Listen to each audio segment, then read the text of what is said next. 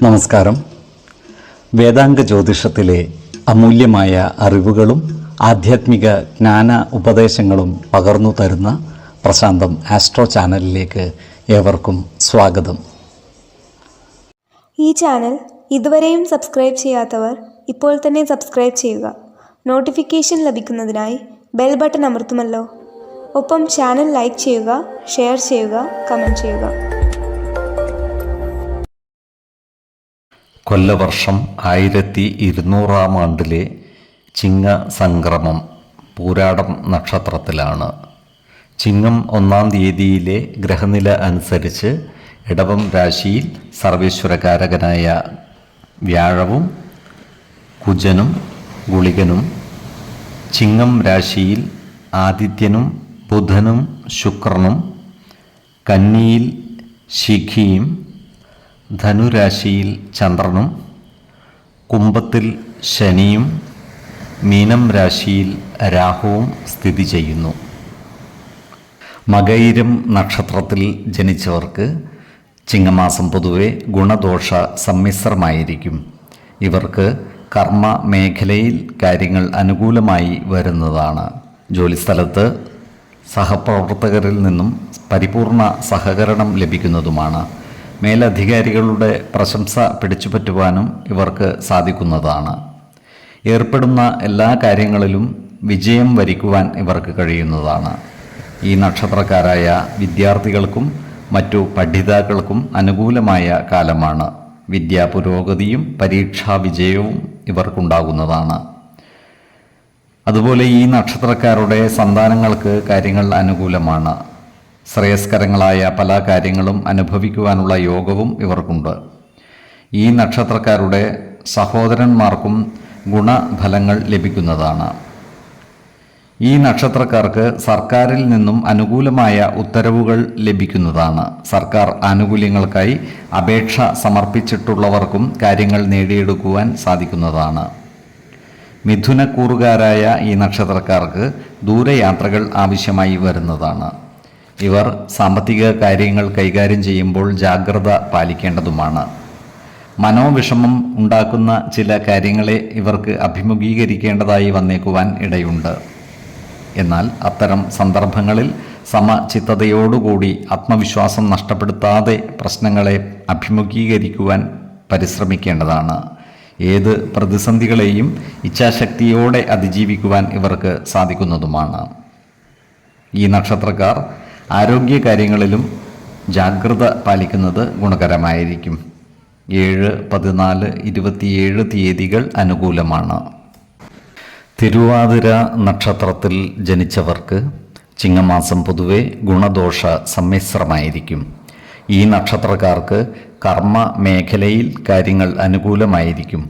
സഹപ്രവർത്തകരിൽ നിന്നും സഹകരണം ലഭിക്കുന്നതാണ്. മേലധികാരികളിൽ നിന്നും പ്രശംസ ലഭിക്കുവാനുള്ള യോഗവും ഇവർക്ക് കാണുന്നുണ്ട്. ജോലിയിൽ സ്ഥാനക്കയറ്റവും വരുമാന വർധനവും ഉണ്ടാകുന്നതുമാണ്. എന്നാൽ ഇവർക്ക് ദൂരയാത്രകൾ ആവശ്യമായി വന്നേക്കുവാൻ ഇടയുണ്ട്.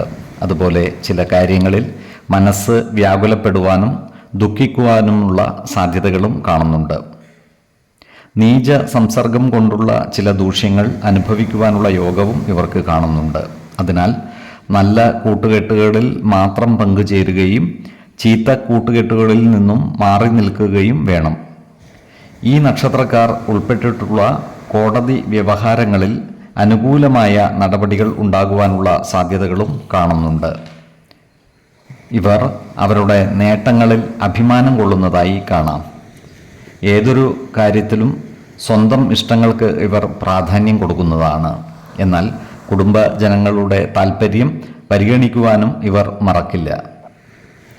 ആരോഗ്യകാര്യങ്ങളിൽ ഇവർ ഒരു പ്രത്യേക ശ്രദ്ധ പുലർത്തുന്നത് ഗുണകരമായിരിക്കും. ഏതു കാര്യം ചെയ്യുമ്പോഴും 2 വട്ടം ആലോചിച്ചു മുന്നോട്ട് നീങ്ങുന്നതാണ് ഗുണകരമാവുക. 6, 19, 24 തീയതികൾ അനുകൂലമാണ്. പുണർദം നക്ഷത്രത്തിൽ ജനിച്ചവർക്ക് ചിങ്ങമാസം പൊതുവെ ഗുണഫലങ്ങൾ കൂടിയിരിക്കും. ഈ നക്ഷത്രക്കാർക്ക് കർമ്മ മേഖലയിൽ കാര്യങ്ങൾ അനുകൂലമായി വരുന്നതാണ്. ഈ നക്ഷത്രക്കാരായ യുവതീ യുവാക്കളുടെ വിവാഹ കാര്യത്തിൽ തീരുമാനമാകുന്നതുമാണ്. വിശ്വാസികളായവർക്ക് വിവാഹകാര്യത്തിൽ ഉചിത തീരുമാനമെടുക്കുന്നതിന് ജാതക പരിശോധന നടത്താവുന്നതുമാണ്. നക്ഷത്ര പൊരുത്തവും പാപസാമ്യതയും കുജദോഷവും ദശാസന്ധി ദോഷവും മനപ്പൊരുത്തവും മറ്റു കാര്യങ്ങളും പരിഗണിച്ച് വിവാഹകാര്യത്തിൽ ഉചിത തീരുമാനമെടുക്കുന്നതാണ് ഉത്തമം. ആവശ്യമെങ്കിൽ ഈശ്വര പ്രശ്നചിന്ത ചെയ്യാവുന്നതുമാണ്. എന്നാൽ കടുത്ത പ്രണയമുള്ളവർക്ക് മനപ്പൊരുത്തം മാത്രം പരിഗണിച്ച് ഗാന്ധർവ വിധി പ്രകാരം വിവാഹിതരാകാമെന്ന് ആചാര്യ മതവുമുണ്ട്.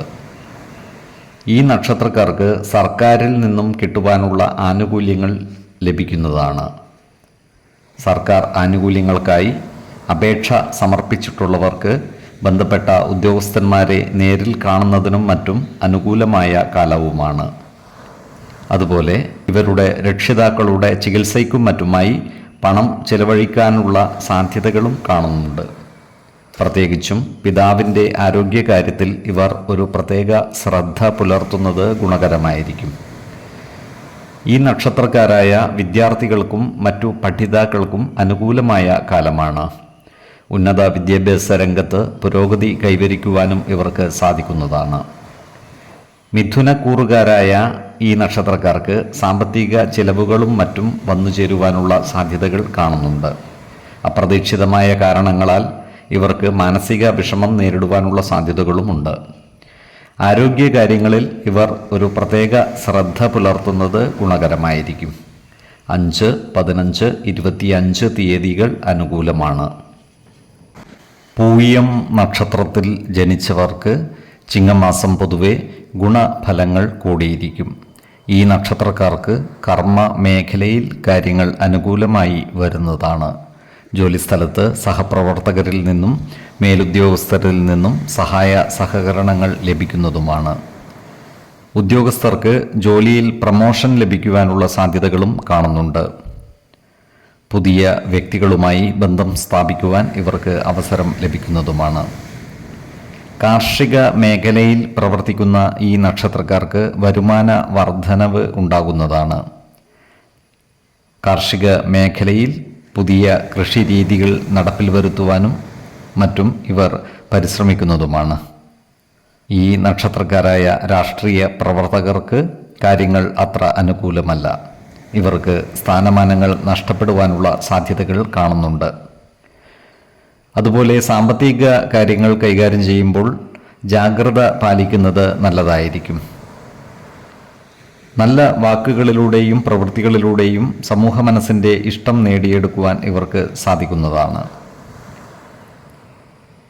കിട്ടുവാൻ അർഹതയുള്ള കാര്യങ്ങൾ നേടിയെടുക്കുവാൻ ഇവർക്ക് സാധിക്കുന്നതുമാണ്. ഈ നക്ഷത്രക്കാരുടെ കുടുംബത്തിൽ സുഖവും സമാധാനവും കളിയാടുന്നതാണ്. എല്ലാവിധ സുഖ സൗകര്യങ്ങളും അനുഭവിക്കുവാനുള്ള യോഗവും ഇവർക്ക് കാണുന്നുണ്ട്. ഇവർ ആരോഗ്യകാര്യങ്ങളിൽ ഒരു ശ്രദ്ധ പുലർത്തുന്നത് ഗുണകരമായിരിക്കും. ആഹാര നിയന്ത്രണം ശീലിക്കുന്നതും യോഗ പോലുള്ള ലളിത വ്യായാമങ്ങൾ പരിശീലിക്കുന്നതും ഗുണകരമായിരിക്കും. ഏതു കാര്യം ചെയ്യുമ്പോഴും 2 വട്ടം ആലോചിച്ചു മുന്നോട്ട് നീങ്ങുവാൻ പ്രത്യേകം ശ്രദ്ധിക്കേണ്ടതുമാണ്. 2, 12, 25 തീയതികൾ അനുകൂലമാണ്. ഈ നക്ഷത്രക്കാർ ജനിച്ച സമയത്തെ അടിസ്ഥാനമാക്കിയുള്ള ജാതകത്തിലെ ലഗ്ന രാശിയുടെയും ലഗ്ന അധിപന്റെയും സ്ഥിതിയും ശുഭ പാപ ഭാവങ്ങളുടെ സ്ഥിതിയും ഓരോ രാശിയിലെയും ഗ്രഹങ്ങളുടെ സ്ഥിതിയും അനുസരിച്ച് ഇവരുടെ പൊതുഫലത്തിൽ ഏറ്റക്കുറച്ചിലുകൾ ഉണ്ടാകുവാനിടയുണ്ട്. കുടുംബ ദേവതകളെയും ഇഷ്ട ദേവതകളെയും ഉപാസിക്കുന്നത് ഇവർക്ക് ആയുരാരോഗ്യ സൗഖ്യമേകും. ഇഷ്ടദേവതാ മന്ത്രം 108 തവണ ദിനംതോറും ലിഖിത ജപം ചെയ്തു വരുന്നത് ഇവർക്ക് സർവ ഐശ്വര്യങ്ങളുമേകും. നല്ല വ്യക്തി സാധനകളോടെയും ഉപാസനകളോടെയും മുന്നേറിയാൽ സർവേശ്വരാനുഗ്രഹത്താൽ ഇവരുടെ സർവകാര്യങ്ങളും മംഗളകരമാകും. നന്ദി, നമസ്കാരം. ജ്യോതിഷരത്നം പ്രശാന്ത് കണ്ണോം.